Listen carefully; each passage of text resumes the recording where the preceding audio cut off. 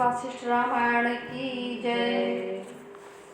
श्री वशिष्ठ जी कहते हैं, रघुनंदन, जिस वस्तु की सत्ता है, जिसका कभी नाश नहीं होता, या जो कुछ आकाश आदि भूत और अहंकार के रूप में लक्षित होता है, वह सब व्यवहार दशा में जगत है, किंतु परमार्थ दशा में ब्रह्म है।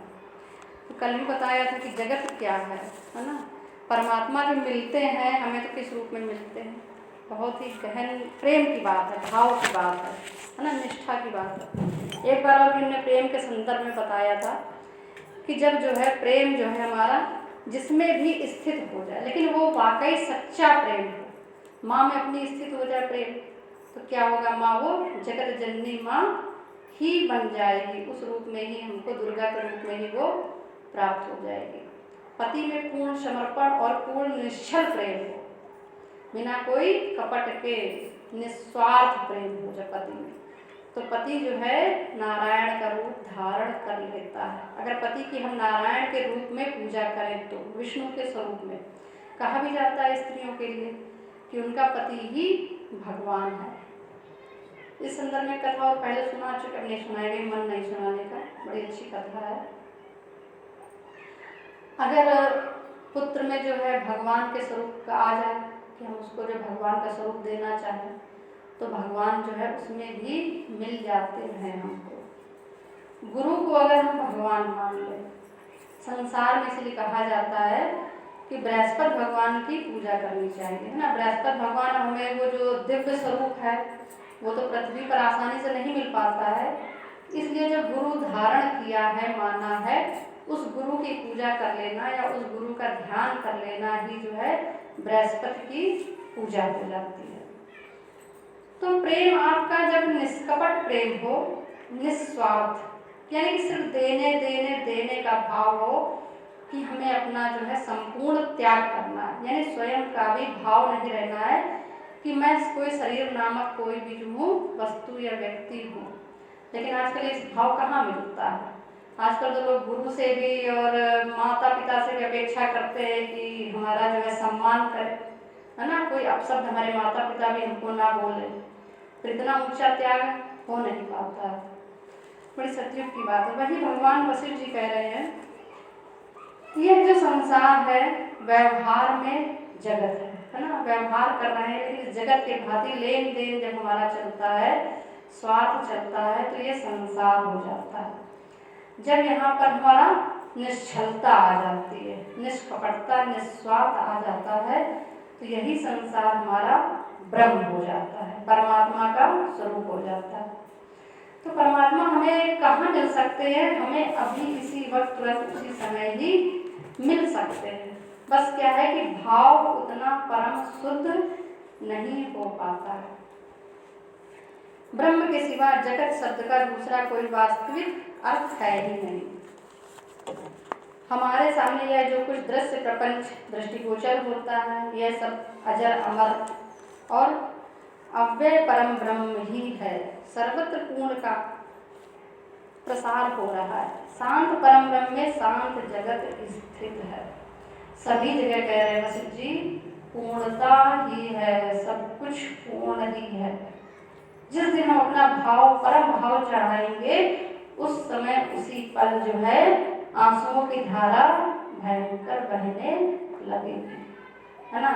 जिस समय आपका परम पूर्ण भाव, समर्पण का भाव आ जाएगा, तो वही एक भजन में गाया था ना कि घर ही का मंदिर बनाएंगे, तो सारे तीर्थ, सारे देवता वहीं पर दौड़े चले आएंगे। हर जगह पूर्णता ही है। शांत परम ब्रह्म में शांत जगत स्थित है। तो दूसरा व्यक्ति तो है हमको बड़ा चंचल, अस्थिर, बड़ा ही द्वेष हम तमाम निकाल लेते हैं। तो जो हमारे अंदर अगर है निष्कपटता, तो निश्चय ही हम उसके गुण भी ढूंढ लेंगे।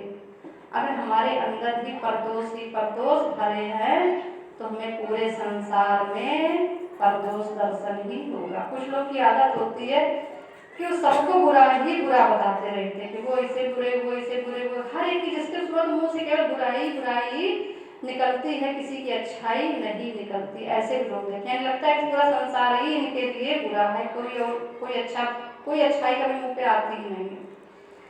तो जिस समय हम जो है पूर्ण स्वयं में शांत हो जाएंगे, पूर्ण शांत, स्वयं में ही जो है भाव हमारा इतना शुद्ध हो जाएगा, इतना निर्मल हो जाएगा कि हमारे लिए जगत अपने आप शांत हो जाएगा। तो संतों और साधुओं के साथ क्या होता है, वो स्वयं इतने शांत होते हैं कि हिंसक जानवर भी उनमें प्रेम पहचान लेते हैं, जानते हैं कि इनको जो है इनसे हमें कोई खतरा नहीं है। तो सिंह भी उनके सामने नतमस्तक होके बैठ जाता है। इतनी परम शांति जब हमारे अंदर स्वयं के अंदर होगी ना, तो ये शांति आती कहाँ से, जितना हमारा भाव प्रगाढ़ होगा। भाव को हमको प्रगाढ़ करना है अपना। ज्ञान की इतनी जरूरत नहीं है, 2.5 अक्षर प्रेम के पढ़े सो पंडित हो। तो जिस समय हम उस भाव में डूबने की कोशिश करेंगे, उस परम भाव में हमारे अंदर परम शांति आएगी, तो सर्प भी हमारे साथ शयन कर लेगा। सर्प भी तो विष के वृक्षों, चंदन के वृक्षों में लिपटे रहते हैं, उनको हिंसक है वो, लेकिन उनको भी शांति और ठंडक चाहिए। अब जब हमारे अंदर ही उच्छृंखलता है, हमारे अंदर ही हिंसा है, तो छोटे से जीव को देख के तुरंत मार देते हैं। तो हर जीव जो है पहचान लेता है। आकाश में ही आकाश का उदय हुआ है तथा ब्रह्म में ही ब्रह्म प्रतिष्ठित है। वास्तव में ना तो दृश्य सतरूप है, न दृष्टा, न दर्शन, न शून्य, न जड़ और न चित्त ही सदरूप है। यानी कि जो कुछ भी देख रहे हैं यहाँ पर सत्य कुछ भी नहीं है, केवल ये भावनाएं ही है। लेकिन सावन के अंधे को हरा ही हरा दिखाई पड़ता है। जैसी भावना होती है बस वैसे ही आंखों में दृष्टि बन जाती है। केवल शांत स्वरूप ब्रह्म ही सदरूप है, जो सर्वत्र व्याप्त है। यह जगत सृष्टि के आदि में उत्पन्न नहीं हुआ था, इसलिए उसका अस्तित्व सर्वथा नहीं है। जैसे स्वप्न आदि में मन से ही नगर की प्रतीति होती है। सपना देखना चाहो तो दोपहर में सो जाओ तो भी कोई सपना आ जाए, सुबह 5 बजे सो जाओ तो भी सपना आ सकता है। उसका कोई विशेष समय तो नहीं है। जिस समय आप चाहेंगे, जिस कल्पना में डूबे हुए हैं, वो ही जो है स्वप्नवत प्रतीत होने लगता है। या फिर हम जिसका परम भाव बना ले तो हो सकता है कि वो हमको यही महसूस हो जाए, लगे अरे तुम आए तो थे यहाँ, कभी तुमको देखा था। वो कहेंगे नहीं हम तो आए नहीं। कितने बार ऐसा हो जाता है। तो आदि अंत कुछ नहीं है। उसी प्रकार यह जगत भी मन से ही उत्पन्न होकर प्रतीति का विषय हो रहा है, केवल प्रतीत हो रहा है। जो कुछ भी क्या है, ये संसार और व्यवहार प्रतीत है, भास रहा है, वाकई सत्यता नहीं है। स्वयं मन ही सृष्टि के आदि में उत्पन्न न होने के कारण असत स्वरूप है। मन क्या है? मन ब्रह्मा है। ब्रह्मा क्या है? ब्रह्मा विष्णु है। विष्णु क्या है? विष्णु जो है हमारा निर्गुण निराकार है, और निर्गुण निराकार का सगुण साकार रूप जो है विष्णु और शिव है। तो यानी कि जो कुछ भी है मूल में जाए तो हमें एक ही जो है परम ज्योति मिलती है अंततः। स्वयं मन ही सृष्टि के आदि में उत्पन्न न होने का असत स्वरूप है। उस असत रूप मन से कल्पित होने के कारण भी यह जगत भी असत ही है। फिर जिस प्रकार इसका अनुभव होता है वह बता रहा हूँ। मन निरंतर क्षीण होने वाले इस दृश्य रूपी दोष का विस्तार करता है। वह स्वयं असत रूप ही है तो भी सतसा प्रतीत होने वाले जगत की सृष्टि करता है। मन है तो ब्रह्मा के रूप में, लेकिन ये ना कि एकाकी न रमते। जैसे बच्चे होते हैं तो बच्चों के कितने सारे खेल खिलौने इकट्ठे कर दिए जाते हैं। उसी वही स्थिति सामान्य गृहस्थ और जीव की भी है कि जीवन यापन के लिए जो है 2-4 लोग इकट्ठे कर लिए जाते हैं कि उनमें उलझे रहेंगे तो समय आराम से हमारा कट जाएगा और जीवन पार हो जाएगा। तो मने मनुष्याणाम कारणम मोक्ष। तो ब्रह्मा जी का जब उत्पन्न हुए, विष्णु जी आए, उनका एकाकी मन नहीं लगा तो उन्होंने रचना कर दी ब्रह्मा की। ब्रह्मा से कह दिया कि तुम जाओ, तुम भी तपस्या करो जा करके और तुम भी सृष्टि की उत्पत्ति करो। तो ब्रह्मा केवल एक खेल है, माया भी जो है उनकी खेल है, दासी है। तो मायावत ही बस है। माया सत्य भी है और माया असत्य भी है, दोनों ही बातें हैं। जड़ चेतन भी है और चेतन जड़ भी है। जिसमें प्राण नहीं है उसमें प्राण है भी, और जिसमें प्राण है उसमें प्राण नहीं भी है। दोनों ही बातें हैं, गुत्थम गुत्था ही है। केवल एक मूल में जो है केवल एक परम ब्रह्म ही है। मूल में, सबके मूल में परम ब्रह्म है। तो मन ही अपनी इच्छा के अनुसार स्वयं शीघ्र ही शरीर की कल्पना कर लेता है। वही चिरकाल की भावना से विस्तार को प्राप्त होकर इस ऐन्द्रजालिक वैभव रूप दृश्य जगत का विस्तार करता है। चंचल शक्ति से युक्त होने के कारण केवल यह मन ही स्वयं स्फुरित होता है, उछलता है, कूदता है, जाता है, आता है, याचना करता है, घूमता है, मुक्ते लगाता है, संहार करता है और अपकर्ष करता है। तो हमारे मन जो है नाना प्रकार की रचनाएं, नाना प्रकार की गतियों को दिन भर प्राप्त होता है। ठीक, जरा जरा में हर्षित होता है, खुश होता है, जरा में दुखी होता है, जरा में मायूस होता है, जरा से में अवसाद में आ जाता है, जरा से में घृणा भर जाती है, जरा में लालच आ जाता है, जरा में लगता है कि बहुत बड़े त्यागी हो गए, सब कुछ त्याग दिया, कुछ है ही नहीं हमारे पास, सब त्याग देंगे, ऐसा भाव आता है। और कभी कभी जरा में लगता है कि नहीं, कुछ त्याग नहीं सकते हैं, मोह आंसू आ जाते हैं। लेकिन क्या होता है जब आप समाधि में जाते हैं, है ना, समाधि में भी जीव जाता है, तो समाधि का अभ्यास ही हमारा क्या था, हमें इस मन को भी सोने से पहले छोड़ना पड़ता है। अगर आप मन के अनुसार जो दिन भर कल्पनाएं करी, दिन भर कार्य किए, दिन भर योजनाएं बनी, रात तक वो योजनाएं बनाते रहे तो क्या नींद आएगी? सारी योजनाओं को छोड़ करके, सारी प्लानिंग छोड़ करके तभी जो है हम सो पाते हैं। मन को वहां पर हम विश्राम बिल्कुल छोड़ देते हैं, तब हम स्वयं की ओर पहुंचते हैं, उस आत्म स्वरूप की ओर पहुंचते हैं। तब केवल एक जो है, अगर जो भक्त है वाकई जो है भगवान का ध्यान करते हुए सोता है, तब वो सारा संसार, अपनी सारी रचनाएं, सारे अपने सगे संबंधी त्याग करके केवल एक परमात्मा का नाम ध्यान करते हुए उनकी गोद में ही विश्राम कर पाता है ना। तो ये मन के कारण ही जो है हर पल तरंगे उठ रही हैं जल में। जैसे समुद्र में लहरें आती जाती हैं और हर लहर समुद्र है, हर लहर समुद्र है और समुद्र क्या है? लहर है। पूरे समुद्र में लहरें ही लहरें तो है और हर लहर में समुद्र का जल है।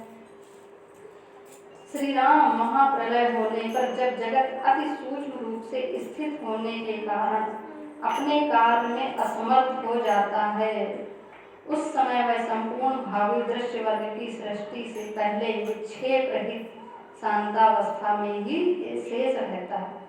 उस प्रलय काल में केवल कभी अस्त न होने वाले सूर्यदेव स्वयं ज्योति, अजन्मा, रोग शोक से रहित, सदा सर्वशक्तिमान सर्वस्वरूप परमात्मा महेश्वर ही विराजमान होते हैं।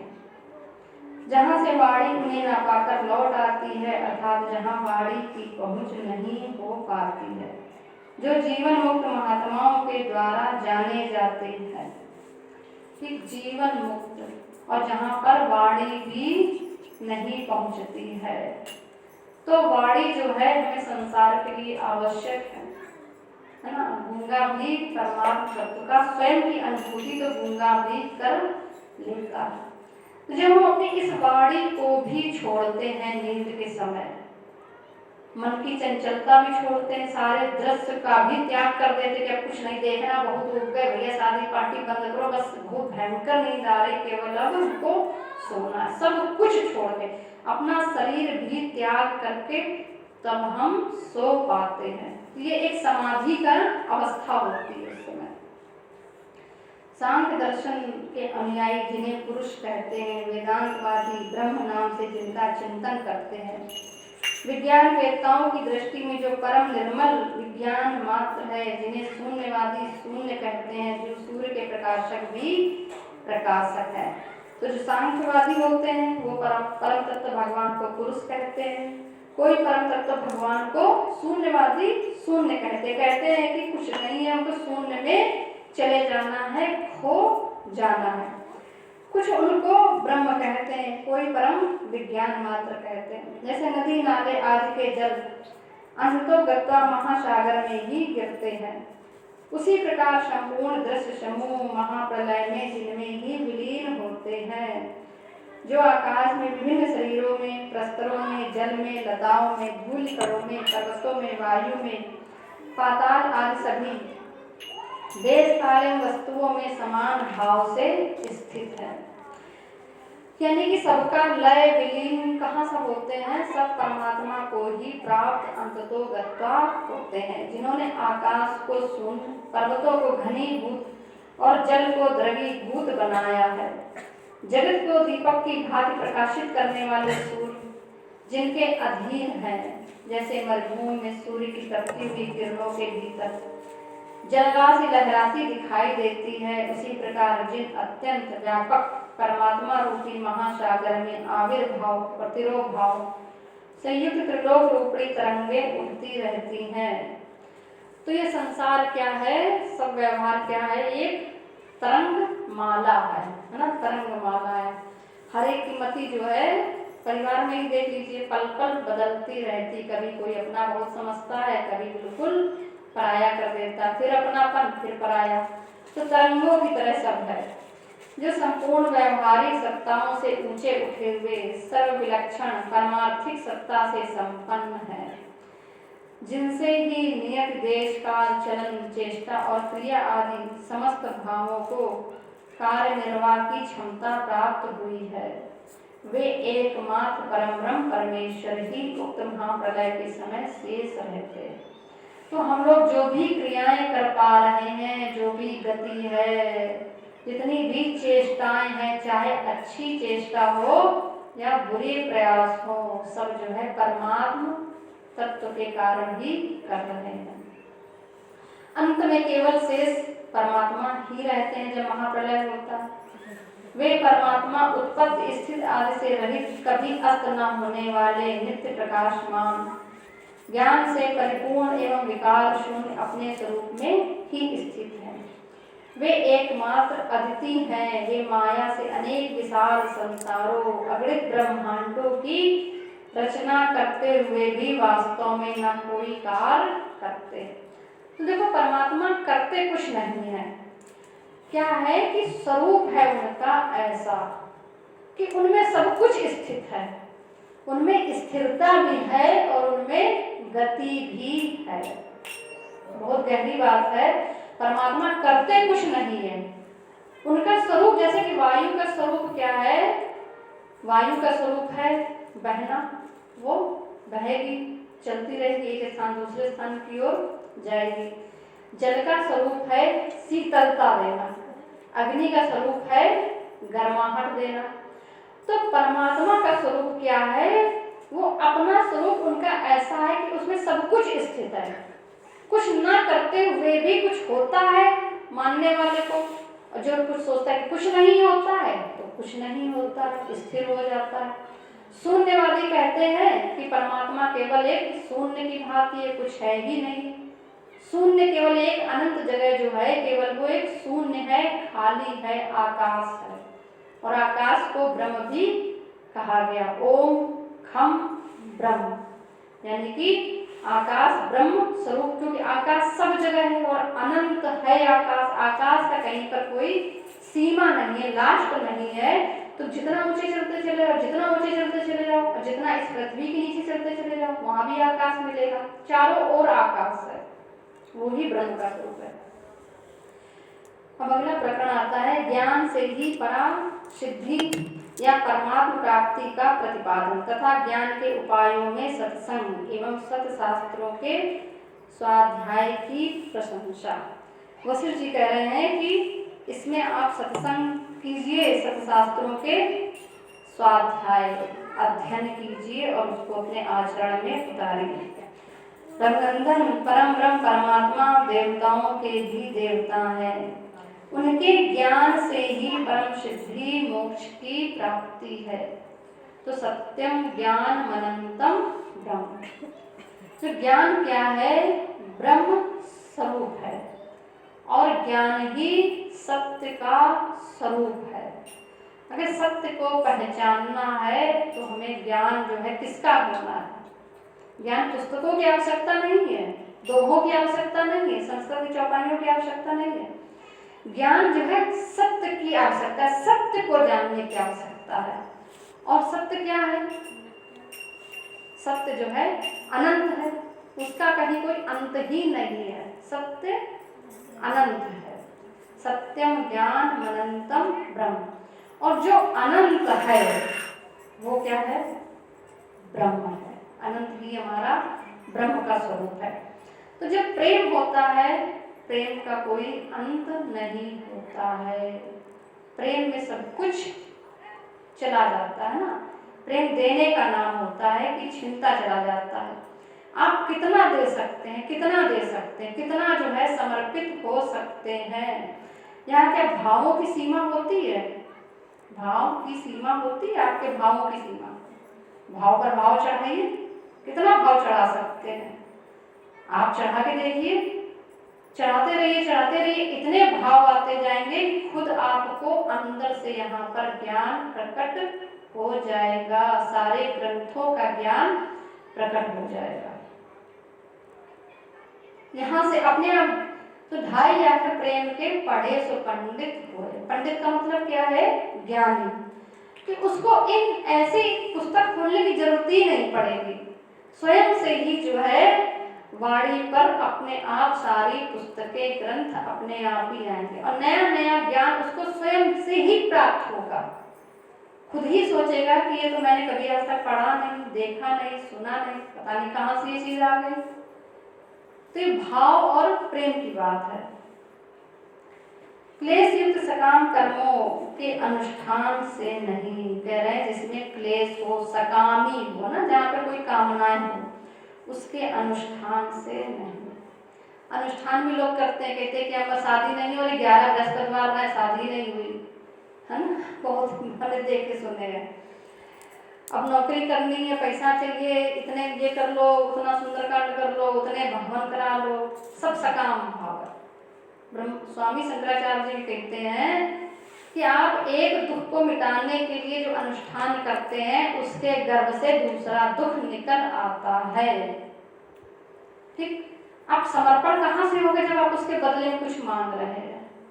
समर्पण तो वो है कि जो दिया है बस उसका हमें धन्यवाद करना है और तुम्हारा प्रेम प्राप्त करना है कि तुम्हारे चरणों में ही जो है हमारी अनुरक्ति इतनी बढ़ जाए कि गोपी भाव उत्पन्न हो जाए। गोपी भाव उत्पन्न करने का भाव कभी आता है किसी में?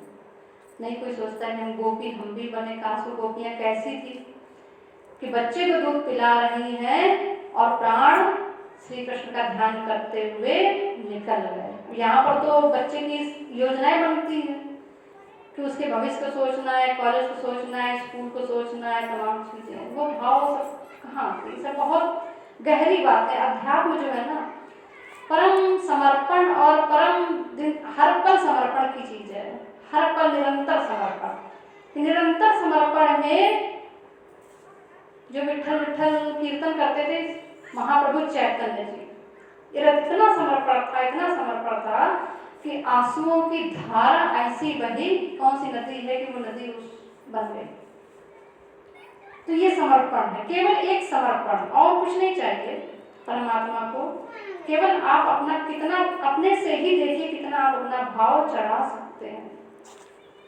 संसार बंधन की निवृत्ति या मोक्ष की प्राप्ति के लिए ज्ञान ही साधन है।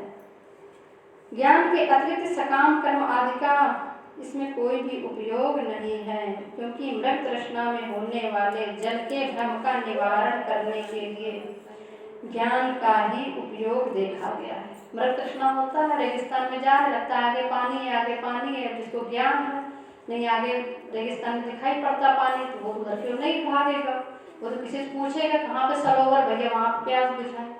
जो अज्ञानी है तो वो तो देख देख के उसके पीछे भागेगा। तो वही संसार कह रहे हैं कि मृग तृष्णा की भांति है, निरंतर इतने साधन जुटाते रहते हैं केवल सुख के लिए और सबसे दुखी मिलता है। ज्ञान से ही उस भ्रम की निवृत्ति होती है, किसी कर्म से नहीं। सत्संग तथा सत्शास्त्रों के स्वाध्याय में तत्पर होना ही ब्रह्म ज्ञान की प्राप्ति में हेतु है। वह स्वाभाविक साधन ही मोह जाल का नाशक होता है। यह परमात्मा सत्य स्वरूप ही है। ऐसे ज्ञान मात्र से ही जीव के दुख का निवारण होता है तथा वह जीवन मुक्त अवस्था को प्राप्त होता है। तो संसारी क्यों दुखी रहते हैं? संसारी इसलिए दुखी रहते हैं कि छूटने का डर होता है ना, कि कहीं हमारा पैसा ना छूट जाए, नौकरी ना छूट जाए, व्यवहार ना छूट जाए, माता पिता ना छूट जाए, कोई हमसे रूठ ना जाए, हम जो है लोगों के क्या नहीं गए तो पता लग रूठ जाएंगे तो हमारे यहाँ भी नहीं आएंगे, हमने उनका व्यवहार नहीं कर पाए, हमने उनके इतना नहीं दिया, उनके इतने बड़े लोग हैं, ये हमारा स्टेटस नहीं। यही तो दुख है लोगों को, संसारियों को, यही एकमात्र दुख, त्याग छूटने का डर है ना। और जबकि छूटा हुआ स्वतः है, स्वतः ही हर चीज छूटी हुई है। तो जिसको ज्ञान है, जब वो जानता है कि परमात्मा के गर्भ में ही ये संसार बैठा हुआ है, या बैठे किसी गोद में है, बैठे तो परमात्मा की गोद में ही है, फिर भी जो है उछल के भागने की कोशिश करते हैं। बैठे हैं उसकी गोद में ही बैठे हैं। जिस समय ये ज्ञान हो जाएगा कि हम उसकी गोद में बैठे हैं और उसकी गोद में ये सारे सुख संपदा, धन, वैभव, यश, कीर्ति, मान, सम्मान, रुपया, पैसा सब कुछ है, तो दुख होगा, छूटने का फिर डर नहीं रहेगा ना, कि कुछ भी नहीं फिर छूटेगा। फिर तो ये होगा कि जितना ही हम परमात्मा में हम समा जाए, जितना ही आप समंदर में गहरे गोते लगाएंगे उतने ही मोती हाथ लगेंगे, है ना। जितना ही किनारे पे उथले पे हैं तभी तक जो है हमको सारा डर है। बोले श्री राम भगवान की जय।